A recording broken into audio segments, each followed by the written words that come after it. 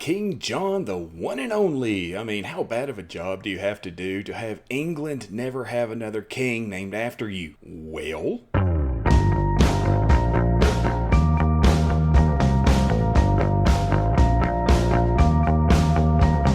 John the First, or John Lackland, or John Softsword, or Prince John, yeah, the Robin Hood Prince John, was born on December 24th, 1166. He was the youngest surviving child of Henry II and Eleanor of Aquitaine, who jointly ruled over the Angevin Empire, which included England and the territories on the European continent that would eventually make up most of France. By the way, spoiler alert, John was responsible for most of that territory becoming France. But yeah, we'll get to that. John was never expected to rule. He was the youngest and had three brothers ahead of him. Three brothers who actually ended up fighting and losing a war against their father. They also fought wars against each other. It was a whole family thing. The second born of these brothers was Richard, also known as the Lionheart. And yes, he has his own video as part of this very series. You might want to check that out. It was so expected that John would never rule that the name John Lackland points out that he wouldn't control very much property. Eventually, after several wars amongst his father and various brothers, by 1189 they had all made peace. Well, Henry the Younger had died of dysentery and Joffrey had died during a jousting tournament or something along those lines, we're not quite sure. So we had Richard, who Henry II finally made his heir and took over in September of 1189 after Henry's death. Yeah, there's a little bit more to it, but we don't really need to get into that. Now, before becoming outright ruler, Richard made it clear that he wanted to go crusading and had made an alliance with Francis Philip II and Holy Roman Emperor Frederick I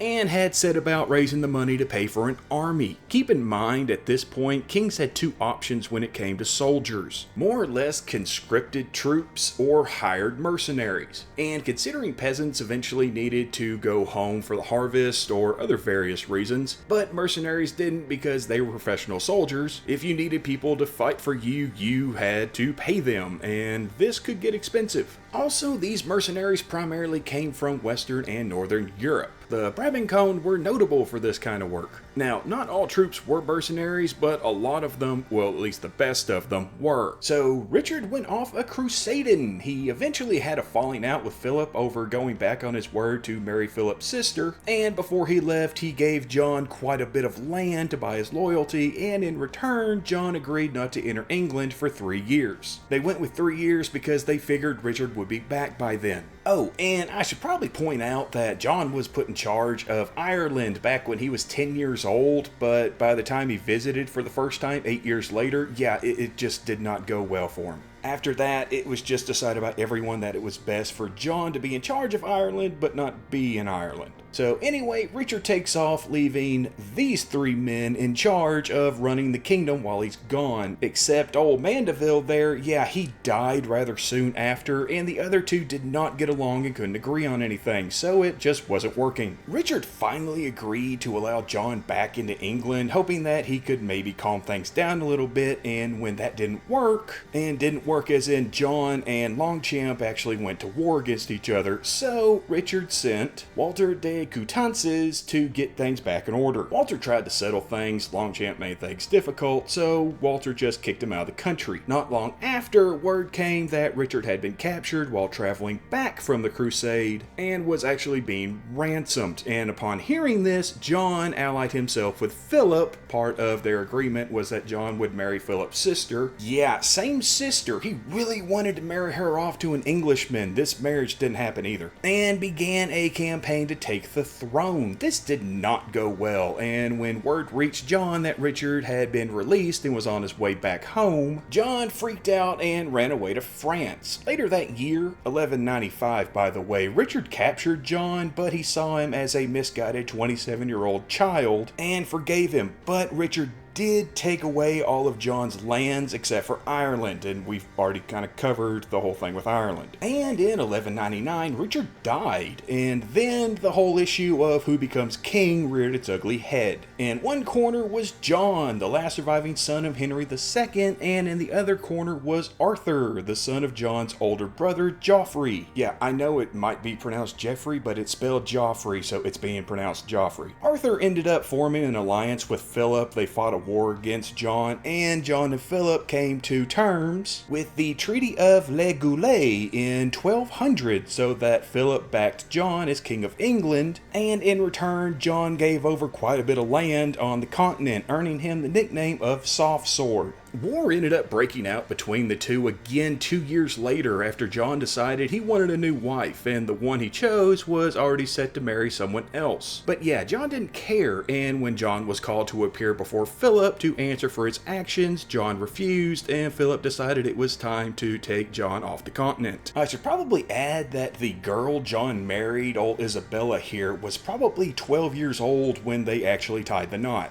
Over the next decade or so, Philip and John skirmished back and forth to the point that John's only remaining continental holding was Aquitaine, and because this was expensive, he taxed the crap out of his people, especially the barons. Like, to a ridiculous extent. They actually had a system set up for paying for wars so that you wouldn't have to go fight them yourselves, and he was charging that war tax but not going to war. And this, of course, did not make him particularly popular, and being excommunicated by the Pope in 1209 over who would be the Archbishop of Canterbury didn't help his cause. But on the positive, being cut off from the church allowed John to keep the money that would typically be sent back to the Holy See. And it was that lost revenue that led to the two sides making peace in 1213. Now, also in 1213, after years of those ridiculous taxes, the northern barons had pretty much had enough. And sensing an opportunity, Philip attempted an invasion of England, but John had suspected an invasion at some point was coming and had spent years building up his naval power in the Channel just in case such a thing happened. So his navy was able to defeat the French and the invasion failed. Well, he did something right. John then decided it was time for his own invasion, which he'd been planning for years, just had to figure out how to pay for it because, damn it, he just had to have Normandy back. And his 1214 campaign failed, largely due to many barons refusing to send support and some of his troops deserting. And after this debacle, the barons were really not happy, and they began to unite. Seeing this as a major problem coming, John met with them to negotiate, and so on June 15th, 1215, they created the Magna Carta, or Great Charter, which set forth rights such as speedy trial and the ending of illegal imprisonment, set limits on taxation amounts, and established several other rights in what is a precursor to the modern Bill of Rights. Now, of course, John didn't keep to it. He got the Pope to declare it null and void, and so the barons united under Robert Fitzwalter, and thus began the First Barons' War. It started out well for John. He won several victories and was doing pretty well until the barons turned to French Prince Louis VIII,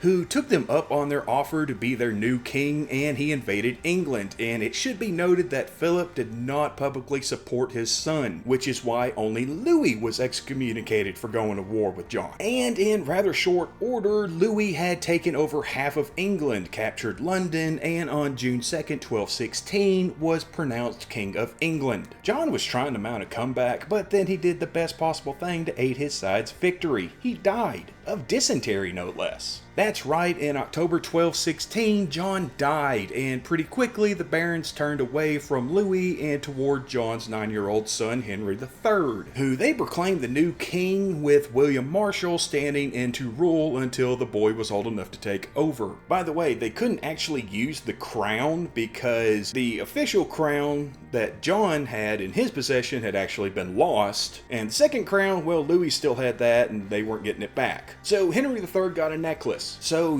yeah, during John's 17-year reign, he taxed his people into rebellion that only ended because he died. He did create, but then ignored, the Magna Carta, and his continental holdings went from this to this. He ended the Angevin Empire that his parents had created. He created food and money shortages that lasted for over a decade due to his ridiculous taxation in order to pay for wars to regain territory that he himself had lost or given away. Basically, John was a godsend, just, for France, not England. And that's why there's only one King John. Oh, and one last quick thing. Toilets aren't referred to as Johns because of King John. They're actually referred to as Johns because of John Harrington. John Harrington did not invent the flushing toilet, but a lot of people think he did, and he invented a lot of things that made the modern toilet possible. So So yeah, John Harrington, not King John. But if we're being honest, King John would work too.